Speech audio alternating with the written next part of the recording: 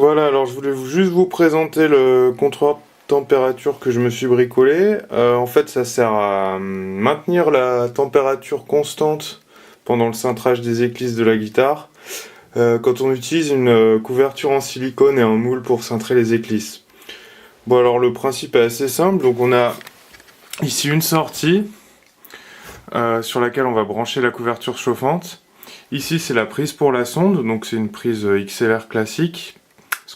J'ai utilisé une sonde de type PT100, qui est une sonde avec 3 fils. Parfois il y en a 4, mais là c'est une sonde avec 3 fils, donc une prise XLR était un bon choix, je pense. Après, un interrupteur pour le contrôleur de température, qui est la pièce principale en fait, j'aurais peut-être dû commencer par ça. Donc ça c'est le boîtier qui va piloter un relais pour envoyer le courant en fonction de la température que la sonde va qui va lire sur la sonde. Donc en fait, c'est un petit appareil qui coûte pas grand chose. Sur eBay on en trouve pour une quinzaine d'euros. Après il y en a différents modèles avec plus ou moins de sorties, des plages de température plus ou moins grandes. Là c'est un modèle assez basique parmi les moins chers je pense, mais ça devrait suffire pour l'utilisation qu'on va en avoir. Donc ici je vous montre les références du contrôleur de température. Voilà. Donc c'est un TA4 SNR de la marque MyPin. Donc c'est pas mal utilisé aussi par les brasseurs de bière amateurs. Donc on va continuer un peu la présentation. Donc à l'arrière en fait, donc je sais pas si vous avez remarqué, mais il s'agit d'une alimentation de PC de récupération qui sert de boîtier. Donc la prise de courant derrière et puis l'interrupteur était déjà là d'origine. Voilà, donc comment ça marche? Donc on va commencer par la phase. Alors, pour ce qui est des fils, je les ai récupérés dans un câble d'alim de PC, comme je le dis dans l'article du blog. Donc la phase, en fait, elle part de là. Elle va tout de suite à un fusible qui est ici. Donc c'est un fusible thermique 10 ampères qui est là, qui peut se réarmer en appuyant sur le bouton.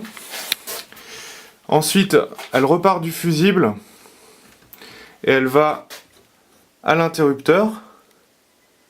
Voilà, donc en fait, on part donc de là, on va directement au fusible, on remonte à l'interrupteur. Une fois qu'on est à l'interrupteur, on va alimenter un bornier de phase qui est ici. Et de ce bornier de phase, on va repartir pour alimenter le contrôleur de température. Donc on passe d'abord par un second fusible ici, qui est un fusible 1 ampère. Donc c'est un porte-fusible assez classique, avec des fusibles tout simples à l'intérieur. De la phase, on repart, du fusible, pardon, on repart jusqu'à l'interrupteur qui se trouve en façade. Donc en fait, c'est celui-ci. Et donc cet interrupteur là, on le voit pas bien, il est là-dessous. Et donc de l'interrupteur, on va repartir ensuite pour alimenter le contrôleur de température ici, sur la fiche 1 du contrôleur de température. Ensuite, pour ce qui est du relais, donc on a la position 2 du relais là, qui est alimentée par le bornier de phase, qui est ici. Alors, je vais refaire un peu la netteté, voilà. Donc le bornier de phase, ça repart sur le relais. Et on a le truc numéro 1 du relais qui part vers la prise de sortie, sur laquelle on va brancher la couverture chauffante.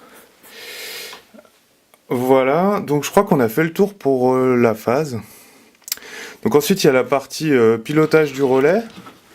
Donc ça en fait, c'est le contrôleur de température qui envoie le signal au relais. Donc on a ces deux fiches là. Donc la fiche 3 du relais va sur la borne 4 du contrôleur de température. Et inversement, la fiche 4 du relais va sur la borne 3 du contrôleur de température. Voilà.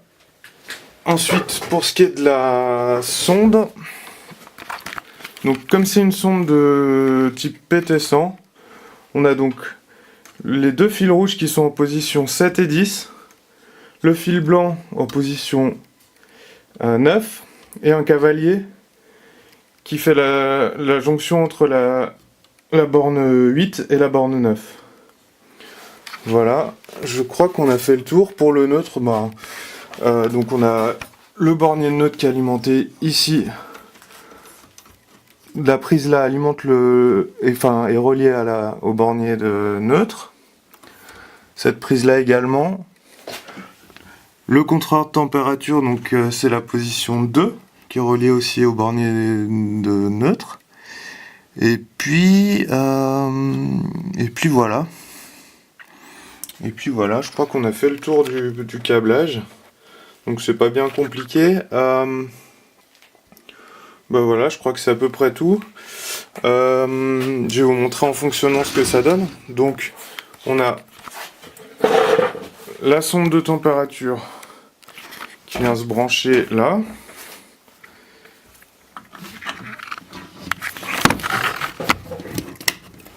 Voilà, donc là elle est branchée.